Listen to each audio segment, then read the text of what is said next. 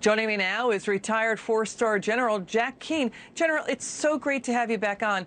Before we get to Mike Pompeo's op-ed, General, what was your reaction to 14 Republicans demanding FBI Director Chris Wray give them a briefing about Democrat Eric Swalwell's entanglement with the Chinese spy? They want to know everything they know that the FBI knows about that, and they want to know if China is targeting anybody else in Congress. Your reaction to that?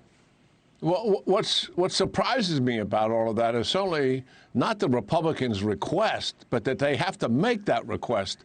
This should have been done a long time ago, and I frankly thought it had been done. I mean, here we have a member of Congress targeted by a foreign government, the Chinese Communist Party's intelligence service. They have a spy make contact with the congressman even before he became a congressman, with an attempt to gain, obviously, what? Influence and information. That is a big deal, and it's an indicator of the much more comprehensive Chinese communist espionage program that is going on in the United States. It is so massive that it's the largest attempt to penetrate a foreign power in history. Nothing that we've ever experienced, even with the Soviet Union, compares to what the CCP, the Chinese Communist Party, is doing. This should have taken place months ago in the House and in the Senate to give everybody the benefit of what the FBI has learned and what are the techniques and procedures that this intelligence service is using to manipulate us, to blackmail us, etc. Yeah. So you're absolutely right, General, because China's been accused of trying to get into the U.S. power grid with its technology, into the 5G telecom network, and into universities. Let's get to the op-ed by former Secretary of State Mike Pompeo. It details what China has been doing, weaponizing viruses. Can you talk to us about that? Yeah, well, it's a significant op-ed, and I'm delighted that he wrote it. The former secretary has been talking about this certainly on television, but now to bring it all together in one piece, I think it's very useful. I mean, it is certainly something we all got to be concerned about. Let me set the table for you on this issue. The Chinese Communist Party, a number of years ago, in excess of a decade, have made the decision that they wanted to achieve biotechnology dominance. And when President Xi came in, he really put that on fast forward because he wants technology dominance, not only in biotech, but as you know, 5G networks, artificial intelligence, quantum computing, and the like. So here he put it on fast forward. They got 75 labs. And as a result of that, over the last 10 years, as Secretary Pompeo mentioned, they've discovered 2,000 new viruses. That's how aggressive they've been. And the article points out it's taken 200 years to get to 2,000, and they did it in less than 10. This is a very, very aggressive program.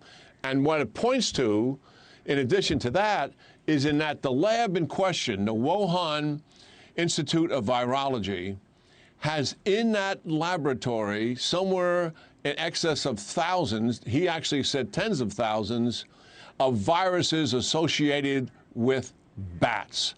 And there's two scientists who work in that lab, one that said the biosafety issues here are something to be concerned about. It's a double-edged sword. We're trying to help humankind with understanding pandemics, but also it can result in a global disaster.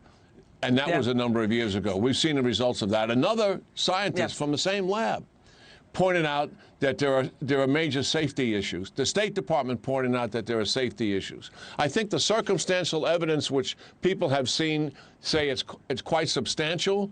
We don't have the smoking gun, so to speak, but I think we can draw some pretty powerful conclusions here that China obviously created this world pandemic out of a regional epidemic, spread it, lied about it, and two, is their aggressive program without appropriate safety standards put us at risk and will likely, and this is something we got to come to grips with, Liz, is likely going to continue to put the world at risk.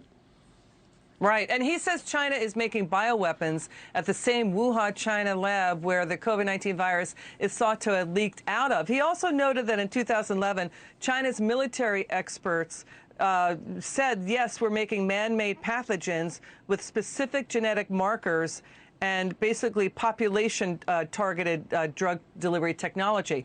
He said in 2015 the People's Liberation Army treated that 2003-2004 leak of SARS, the SARS virus, out of a lab in Beijing, quote, as a contemporary genetic weapon. That back in 2003, 2004, that virus, General, was treated as a, quote, contemporary genetic weapon by the Chinese. So, you know, this is about, again, bioweapons. I don't think people understood or knew the length and breadth of what China was doing in weaponizing viruses, as the Secretary of State alleges. And now we have more than 6 GOP lawmakers saying, why is the U.S. funding through the NIH grants hundreds of thousands of dollars going to the Wuhan lab? And, you know, your final word on that.